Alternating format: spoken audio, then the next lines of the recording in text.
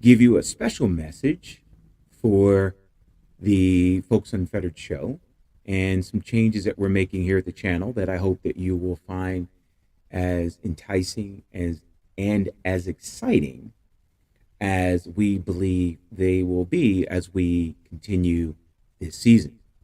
And so we're going to be talking about the purpose of Folks Unfettered, our new title, what that means to me as his host, and also what that means to the lineup of guests that we have scheduled for this season.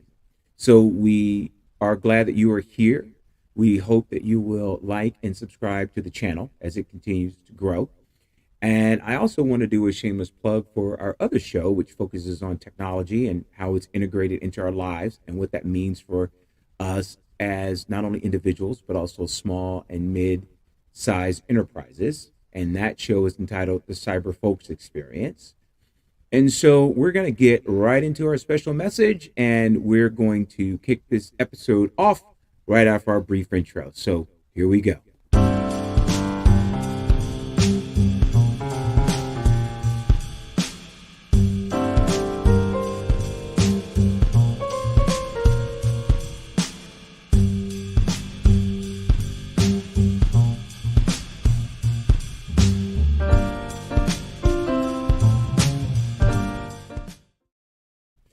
Oh, you caught me. So I really do like our intro. I know it could use some work, and we are looking at that as one of our changes on the program. I had given a post earlier. Last week was Memorial Day, and I had taken some time to spend with friends and family. That's something that I have traditionally done for decades now. I've taken a moment to pay my respects to our fallen heroes, as I will also do on November 11th, which I will pay my respects to those men and women who so bravely answer the call to serve this great nation of ours. And the Folks Unfettered show is just one of the projects that I am involved and engaged in. And I wanted to share with you, the audience, because I get this question quite a bit in real life on what does the show mean to me. And I am learning that it means a lot of things to a lot of different people, which assures me that the purpose of the program is being fulfilled. So we want to make sure that in order to continually bring you content, we have some really exciting stuff on the horizon, that you will like, subscribe to the channel, our podcast, the YouTube channel. We are on Android and iOS. I am constantly expanding and growing the show to reach a larger audience. And I wanted to share something with you that I had written to give you an idea of the Folks Unfettered show, the change in title, and also what it means to some of the discussions that we have had on the program. And, when contemplating joining the world of podcasting, I wanted to create a name that enveloped what I hoped would be a thoughtful discussion on issues that matter to all of us as human beings. So as you can see, I played with the show's tagline, and I finally settled on a name I believe is short, memorable, and conveys the sense of freedom and exploration that is central to this show. The use of the word folks, with the parentheses around the E, in the title was meant to be inclusive and welcoming to a wide audience, and just happens to be a play on my often misspelled last name. We created the show because I wanted it to be a place where we can have civil conversation and discussion, as well as debate on those topics that are important to those of us as citizens in this country.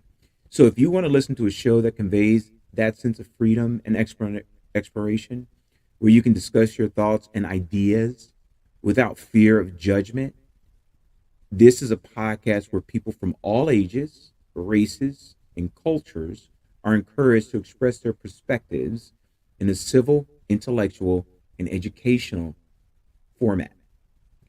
You know, the Folks Unfettered title now is Folks Unfettered Speak Freely.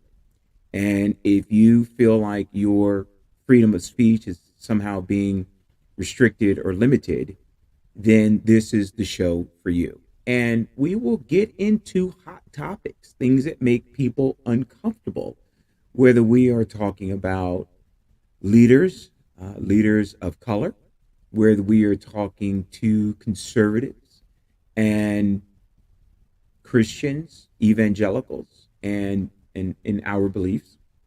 We will talk to people that have a specialty in mental health.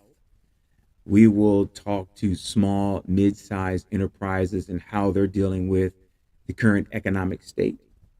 And the hub of all of these various conversations are the human beings that are often the cogs in the wheel.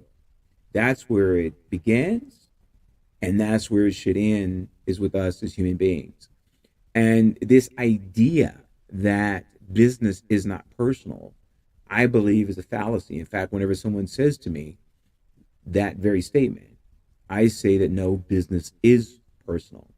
When you are trying to offer your skills and services in a very professional manner and you do not fit the traditional mold, the challenges that come along with that. When you are a small business owner who happens to be Black or of African descent, and how you're often,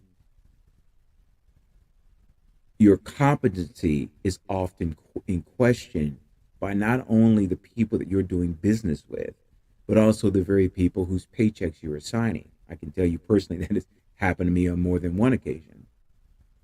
It all becomes important because in order for us to make a more perfect union, we must be in alignment with those things that are important to us as human beings. I may have repeated important twice there, I'm not sure. And we can't just, and we have been, just get up and go to work and not really deal with the human elements of those people that are providing their products and services to their communities, to organizations, and to our nation as a whole. I was doing some research, and one of the influential leaders that I follow on LinkedIn equated the cost, and you've heard me say this quite often on this program, of discrimination and racial attitudes that organizations are often having to pay out because of these outdated belief systems that they have. You think we'd get it by now, but we don't. And it's either because we will not, because it surely isn't because we cannot. And I make that distinction to tell the people closest to me that it's a matter of won't or can't. And can't is I cannot jump to the moon without a spaceship or without a rocket ship to get me there, right? We often say, well, I can't make it, when it's the fact of the matter is that we have made a choice not to make a particular event or invitation that we've received. And instead of just speaking plainly, saying, I won't be able to make it, we say, I can't, as if there's something that's holding us back. So when it comes to acknowledging the challenges of this union of ours, I don't believe it's a matter of being woke versus anti-woke. Because if you say that to me in a simplistic form, then who doesn't want to be woke? I think the challenges come when we do not differentiate between the extremes on both sides.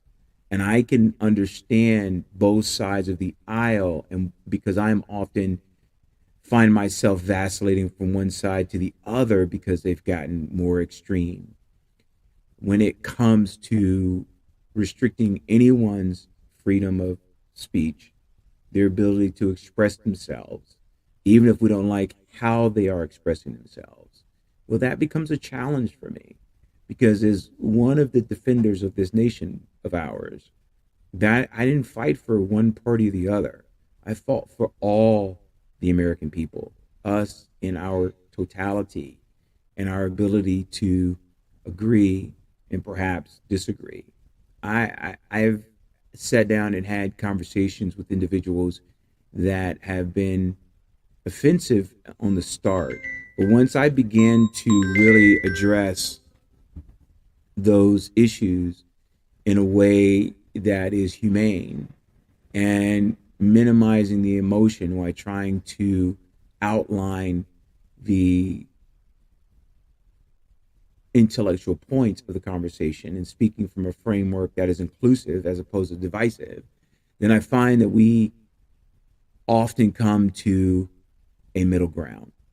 And that is the purpose and format of the Folks Unfettered show. Is we want to be a platform for all people to speak freely. That does not mean, however, that I am somehow practicing name and ism because you disagree with my perspective or my viewpoint.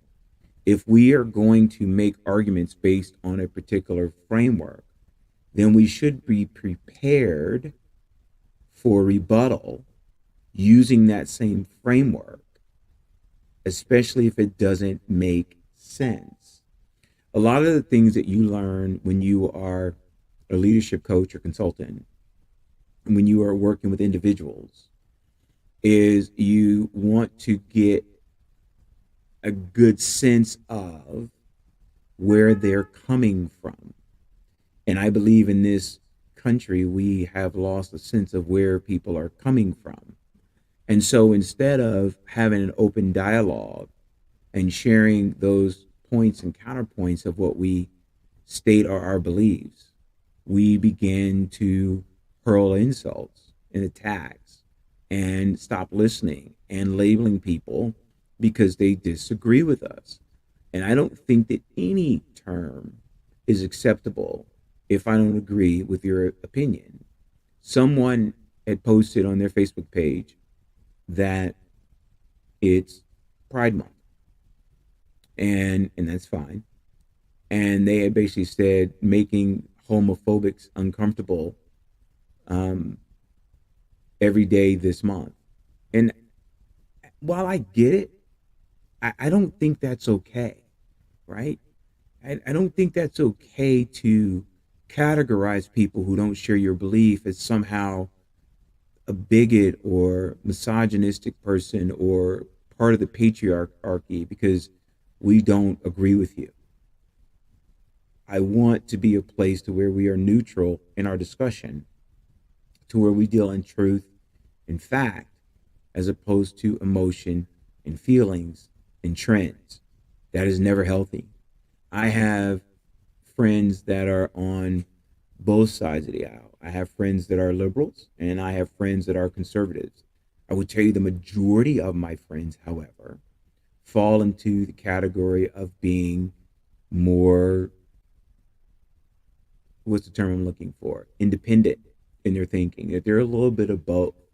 That we cannot start classifying people as caricatures, I can say the word, of a particular group because we tend to disagree with them. I think that wisdom, temperance, and adherence to knowledge is very important.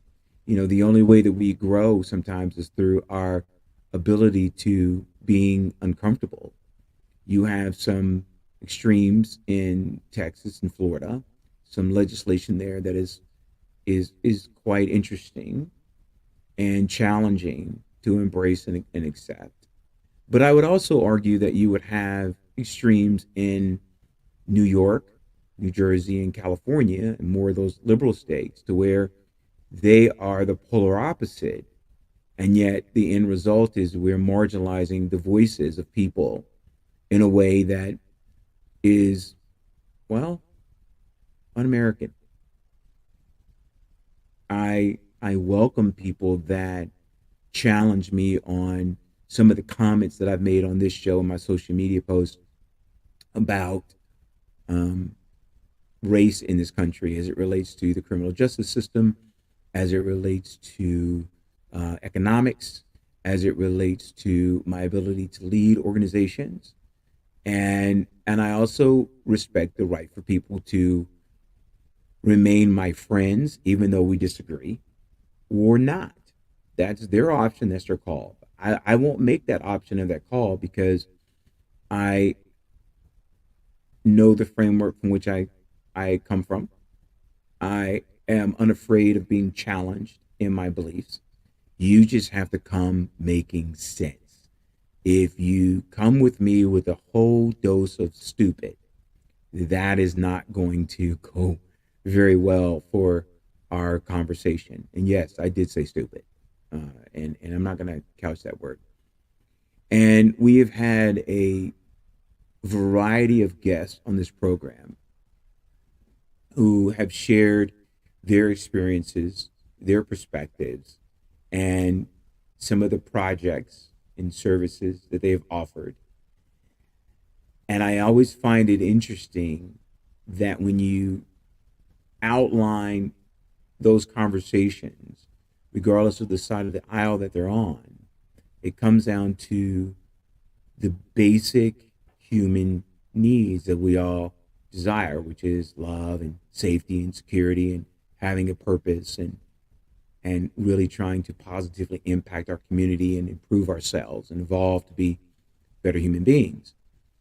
I believe, however, that both sides are missing the point of what it means to have a conversation that's based in truth.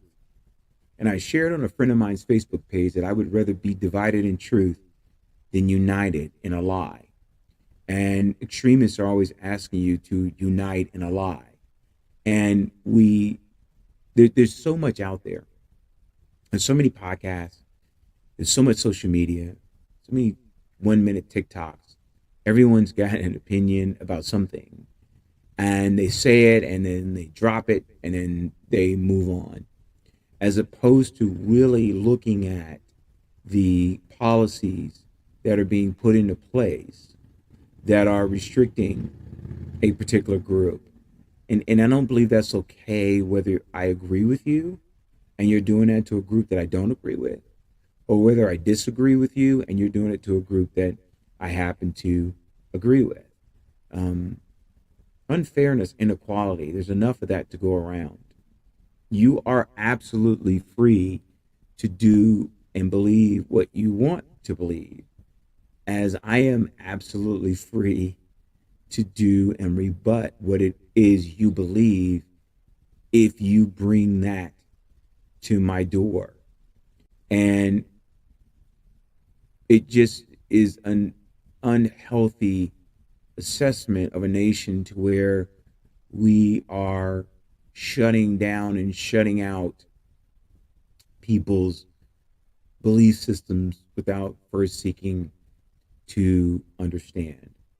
And so when I created Folks Unfettered, it was an value add to my business, my normal business, management consulting firm, that we were adding to small, mid-sized enterprises so that they could share their views, their values, their products, and their services, because I didn't believe that they received a lot of the media attention and hype that some of your larger enterprises actually will and have received. And those marketing dollars to an SME can be quite cumbersome and a heavy burden on their operating expenses. And it was my desire to expand my own understanding of the people that I was doing business with. And that's when Folks Unfettered took a life of its own. It became a movement, and it's still moving, to where if we're going to change the world around us, we often look to government and the private sector to do that, but we tend to forget that there are people behind the curtain, to coin a phrase often attributed to the Wizard of Oz, that we want to see, at least I want to see the person behind the curtain to understand what makes them tick, because it becomes challenging and disheartening when I'm spending my dollars someplace and yet your contributions to organizations meant to limit opportunity to me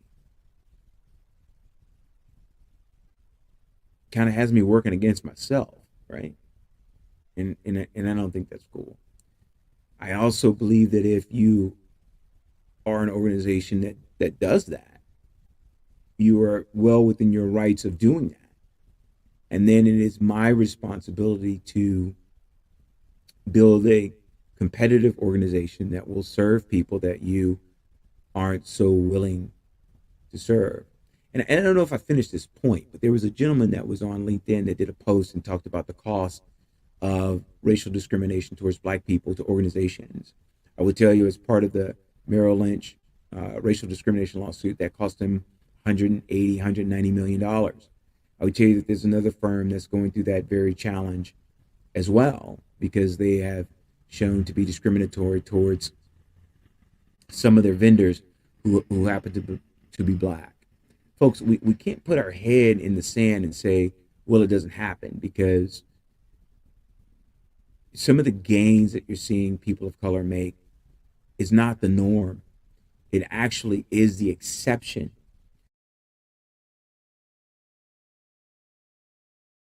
because of the institutional systems that were propped up in order to limit my access and ability to be a good American citizen.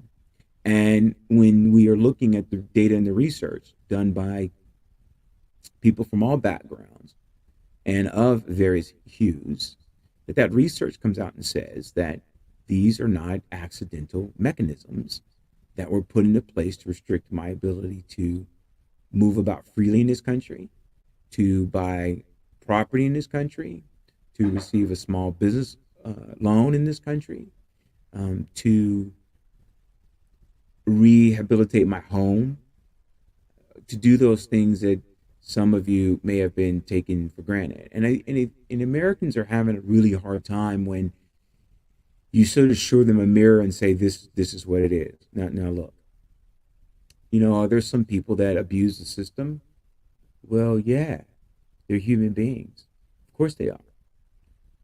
But you can't point to a small minority of people, no pun intended, within a historically disenfranchised group and say, well, you see that person there, that's why I believe what I believe. From a research standpoint, not enough evidence. You can't turn to an Oprah or Robert F. Smith or some billionaires who are the exception, who have acquired $1 billion in one generation, a few $1 billion in one generation, and say, well, you see there, you can do that too. And when you start looking at that faulty evidence from a weak premise, then that is somewhat of a challenge. And so that's why on Folks Unfettered, we encourage our audience to speak freely. We encourage our guests to speak freely, to share their opinions about what they really feel. And this platform is designed for individuals to be able to do that, because, and this is my opinion, and one of the definitions of opinion is something loosely based on the truth.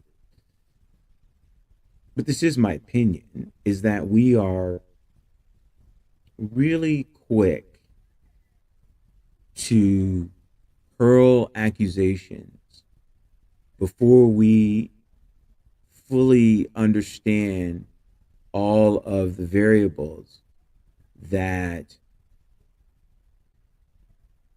affect a certain encounter, right?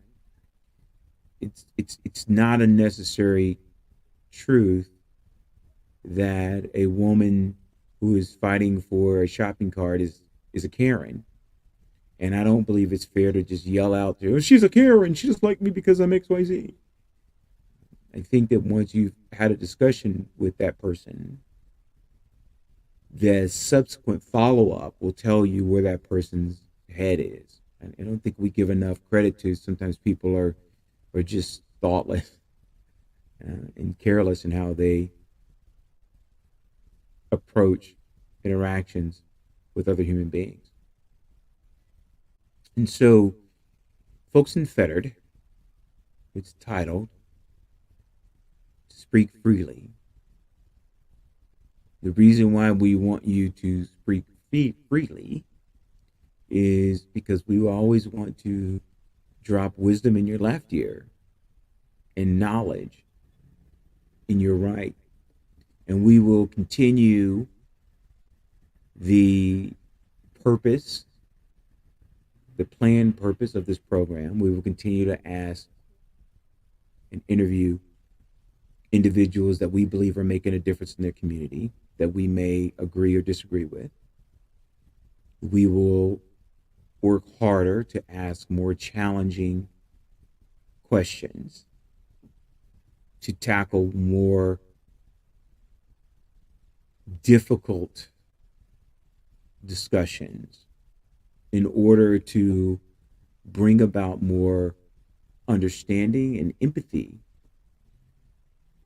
amongst our fellow Americans. And so, folks, I hope that you enjoyed this, what should be a brief, I guess you would call it more of a op-ed.